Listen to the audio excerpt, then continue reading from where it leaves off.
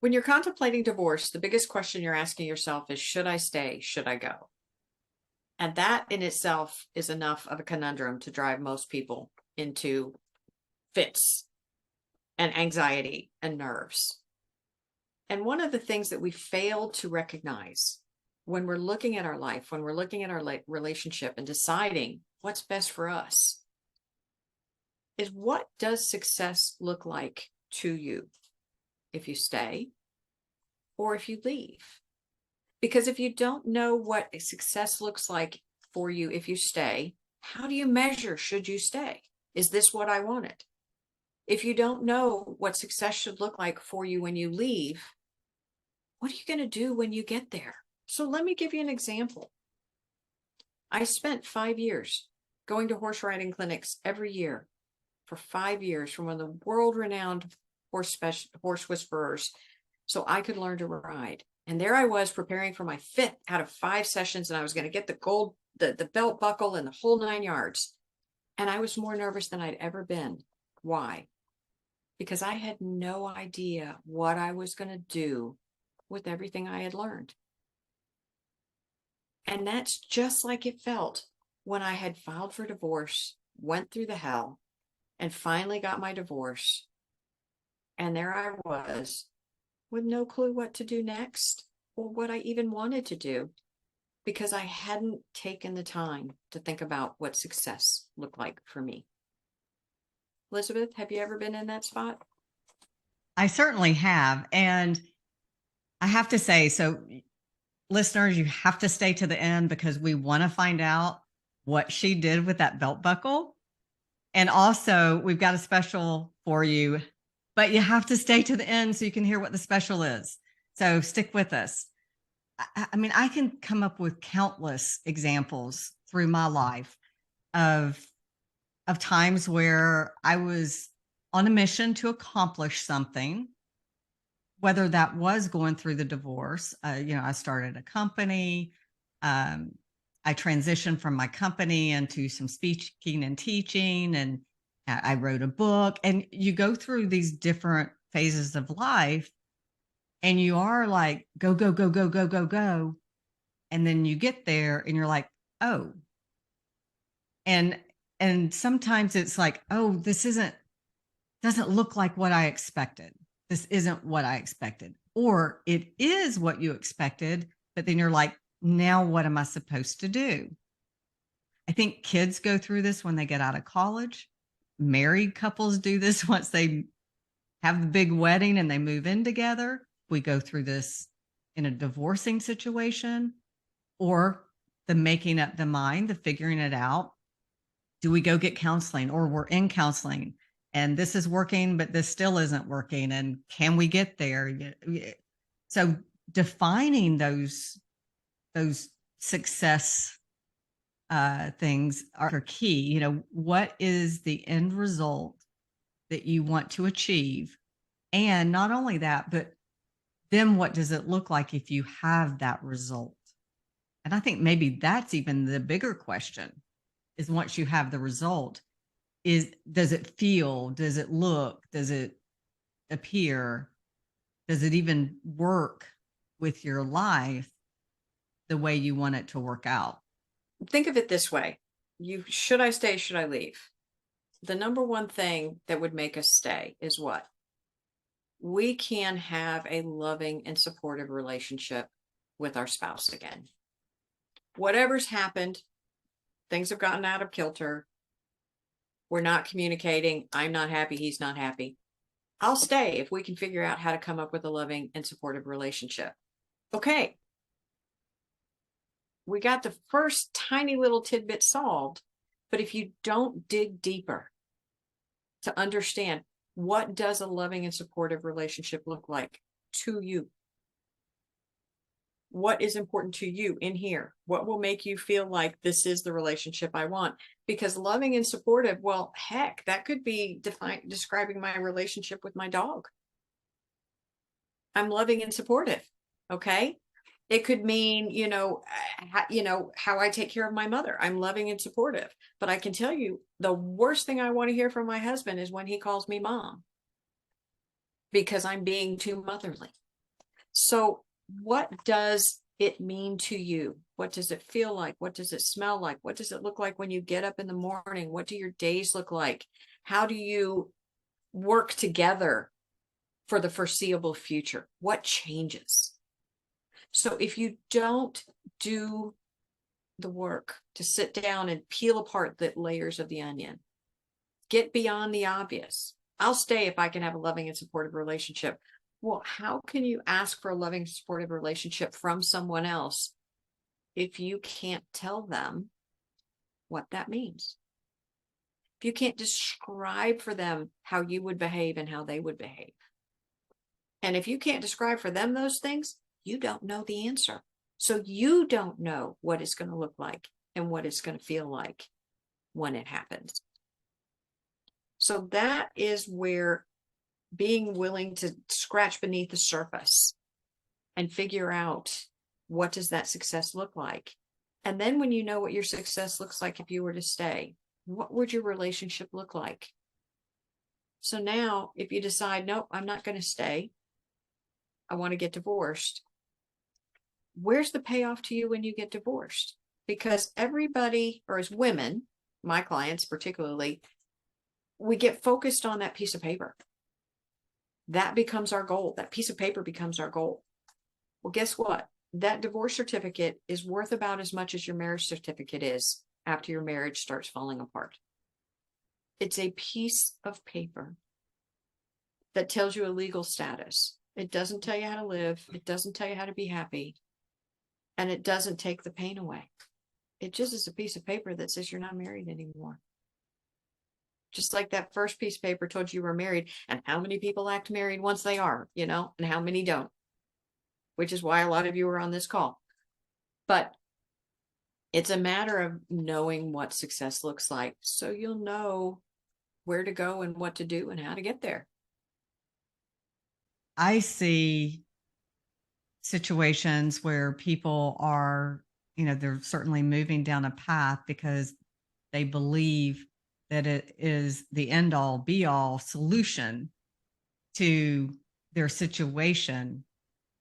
And yet they haven't defined even what they think the end all be all solution is. And, it just looks better.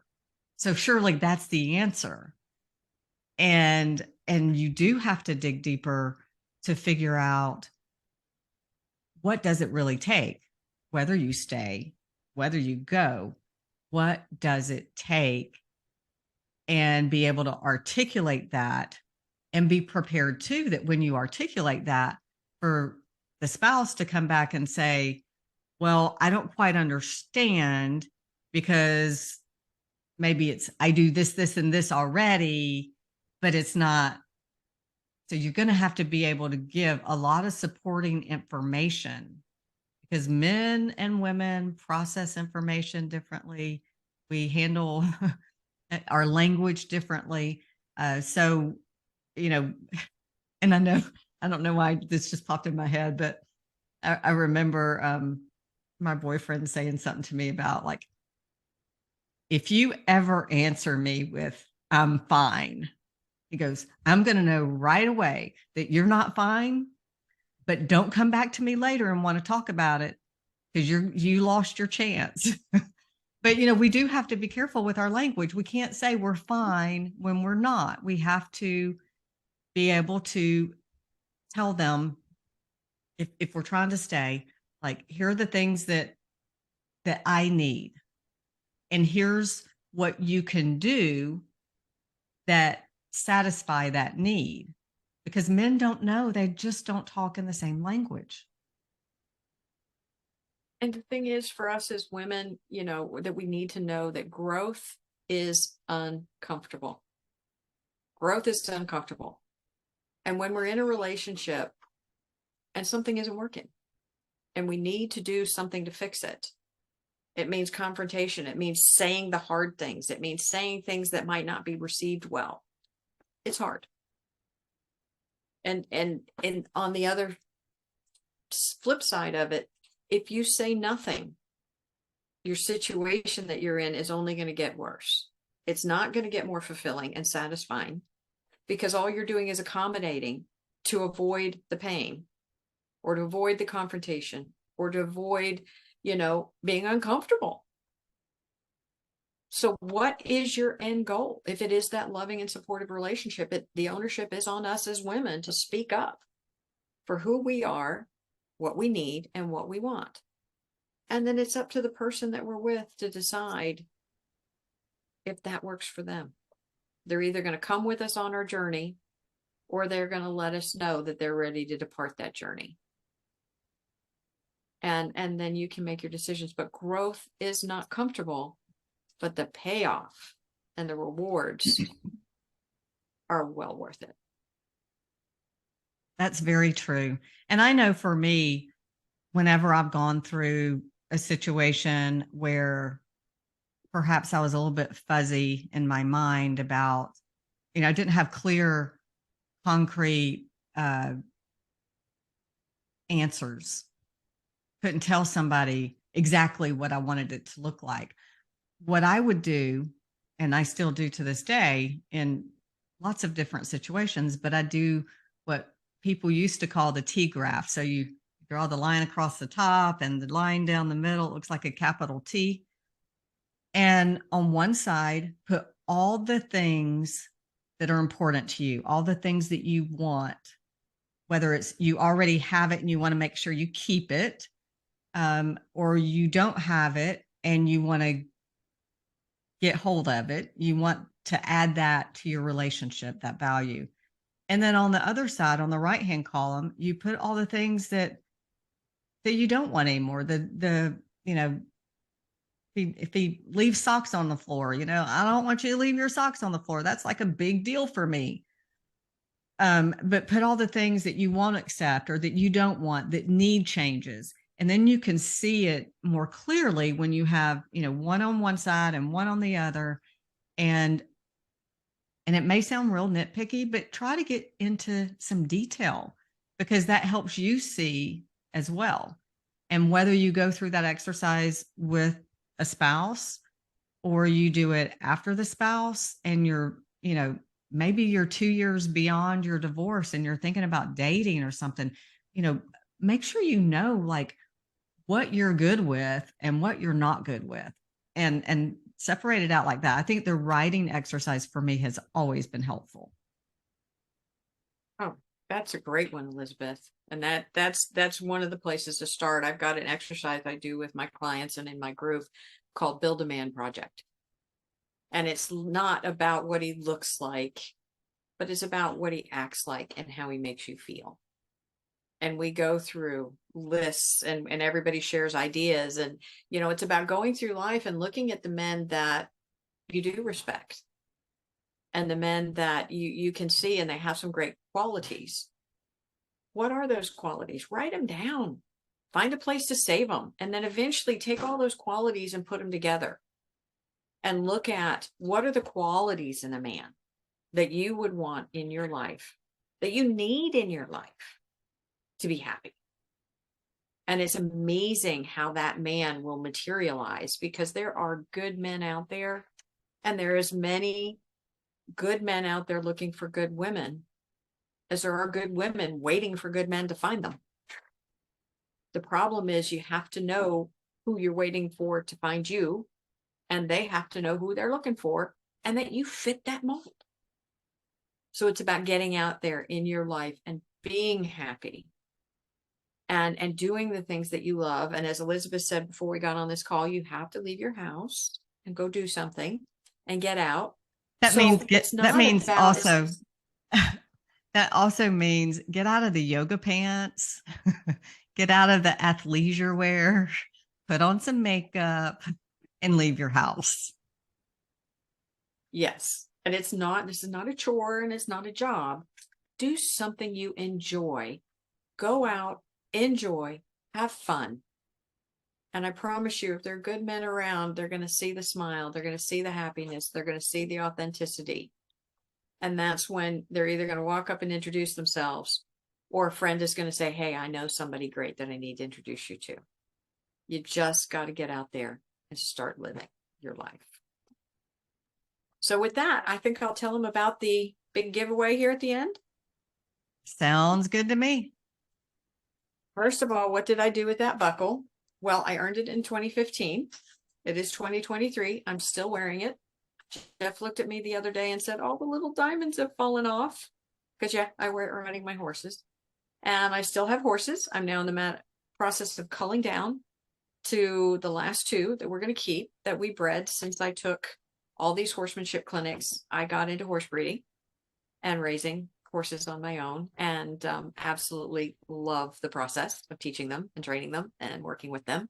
And we're going to get down to the final two that we're going to keep for us. And I'm happy. So that's what I did with all that horse training. So the big giveaway is in today's session. If you found something interesting, write it in the comments. We'd love to get your comments on what you liked, what you'd like to hear more of. And if you would like to be in the drawing for a free coaching session with me to talk about what success looks like in your life and get some ideas and get some pointers and maybe some resources that, I can mention a few resources I use with my clients that help them through this process. Just put a comment under this video, like it, and write coach me. And we'll put your name in the drawing for that. And 10 days after today, we will draw for that free coaching session.